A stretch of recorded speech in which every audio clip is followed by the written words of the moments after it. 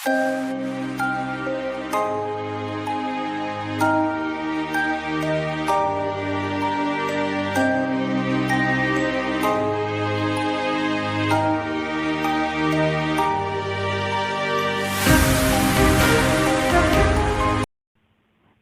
School Sujangarh की online classes में आप सभी का स्वागत है। मैं भारती तोषनीवाल आपके सामने गणित का क्लास 9 का टॉपिक लेकर आई हूँ। लास्ट वीडियो में अपन ने रैखिक समीकरण के बारे में पढ़ा था। उस वीडियो में अपन ने दो चरों के रैखिक समीकरण को प्रतिस्थापन विधि द्वारा हल किया था। उम्मीद करते हैं आपने वह वीडियोस देखा होगा और उस विधि को समझा होगा। आज के वीडियो में अपन प्रतिस्थापन विधि की ही एक अन्य विधि है, गुणांकों को समान करके, उसके बारे में अपन जानकारी प्राप्त करेंगे। जैसा कि अपन को विधि के नाम से पता चल रहा है, गुणांकों को समान करके। गुणांक मतलब x व y जो अपने पास राशि हैं, उनके आगे जो गुणांक लगे होते हैं, उन गुणांकों को अपन को समान करना होता है। अपने समीकरण 1 x + y = 5 लिखा हुआ है और समीकरण 2 2x - 3y = 4। इन दोनों के अंदर अगर जैसे ही अपन देखते हैं, समीकरण 1 में x का गुणांक 1 है, समीकरण 2 में x का गुणांक 2 है।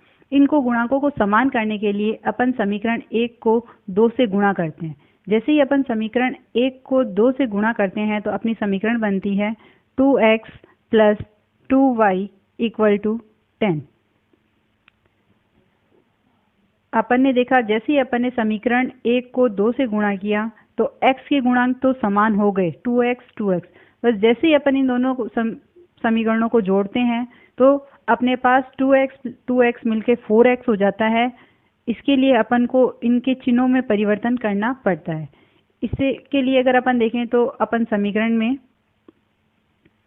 x के गुणांक को समान नहीं करके अगर अपन y के गुणांक को समान करते हैं, जैसा कि प्रश्न में किया हुआ है, y के गुणांक में देखें तो समीकरण 1 में y का गुणांक 1 है और समीकरण 2 में y का गुणांक -3 है। -3 से गुणा नहीं करके अगर अपन समीकरण 1 को 3 से गुणा करते हैं, समीकरण 1 को 3 से गुणा करते हैं तो समीकरण बनती है अपने 3x + 3y = 15।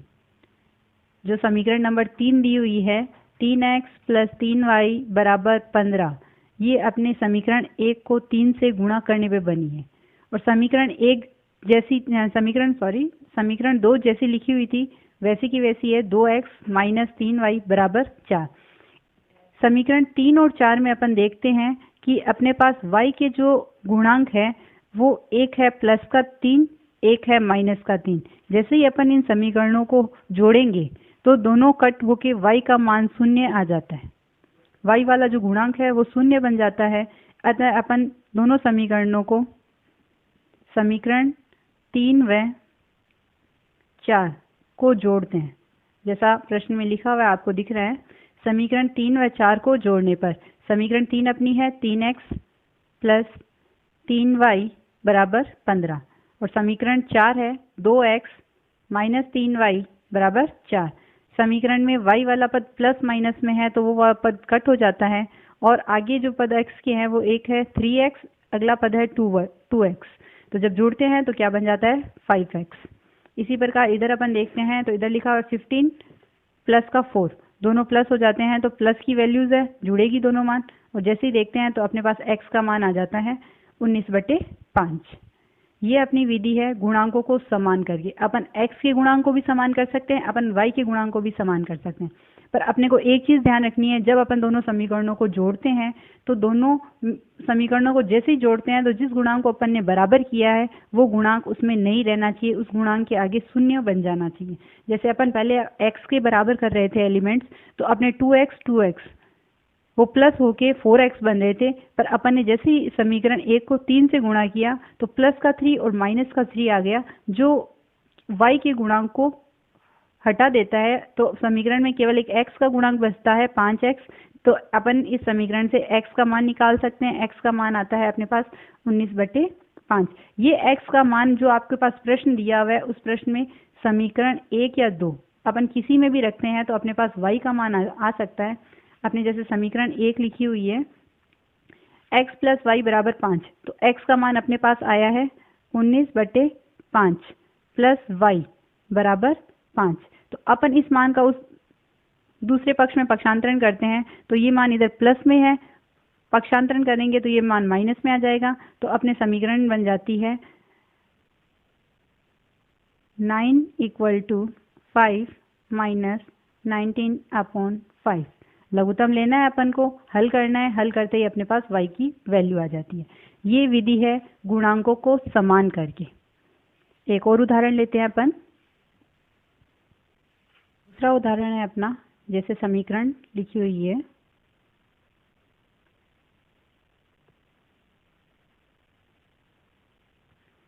जो बॉक्स बनाया है मैंने, ये दो समीकरणें दी हुई आएगी अपने को प्रश्न के अंदर। इन दोनों समीकरणों को अपन को हल करना है। अब समीकरण देखें तो वैसे ये दो चरों वाले रैखिक समीकरण है, क्योंकि x y की घात 1 1 है, चरों की संख्या 2 है, पर कुछ अलग दी हुई है उनसे। तो अपन को पहले इन्हें सरल करना होगा। अपन जो समीकरण 1 लिखी हुई है x/2 प्लस 2y/3 = -1, इस समीकरण को हल करते हैं, लघुत्तम लेते हैं तो लघुत्तम आता है 2 और 3 है तो 6 आएगा।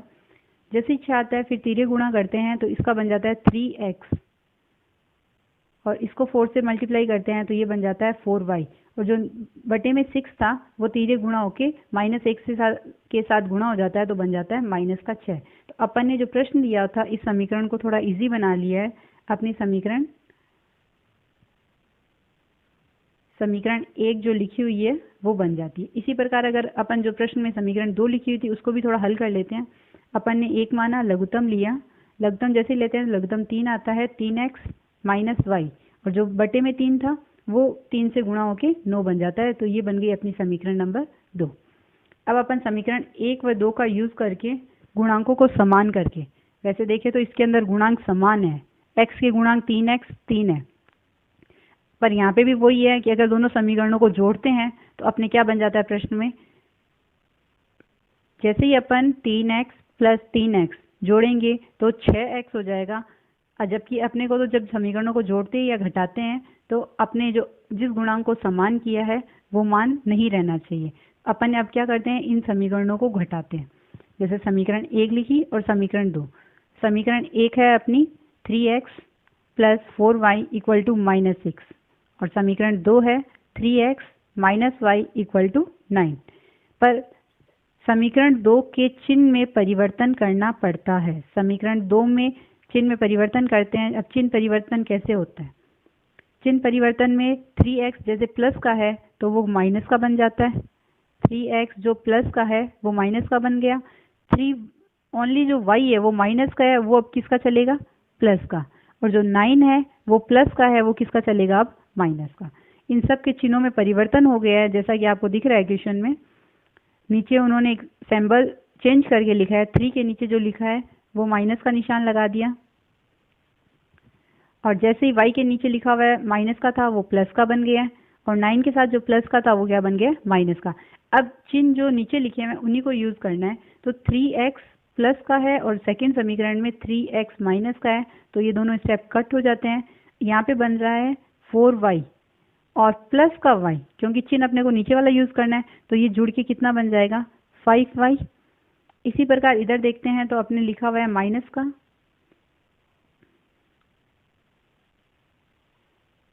माइनस का 6 और माइनस का 9, माइनस का 6 माइनस का 9 दोनों माइनस माइनस के हैं, प्लस होंगे बट चिन्ह किसका आएगा, माइनस का।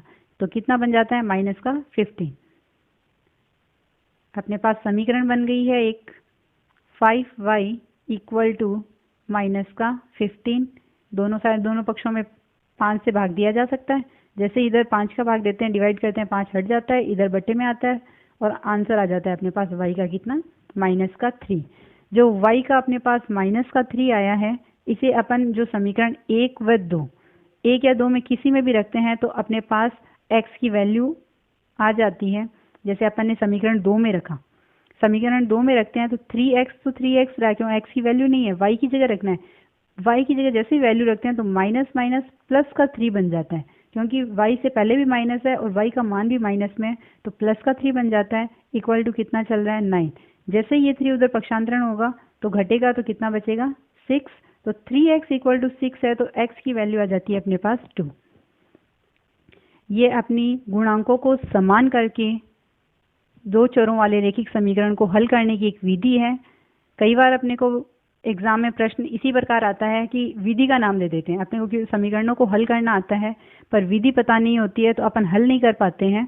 तो इसके लिए अपने को विधि का ज्ञान होना बहुत ज़रूरी है। जब तक अपने को विधि नहीं पता है तो अपन किस प्रकार लगाएंगे।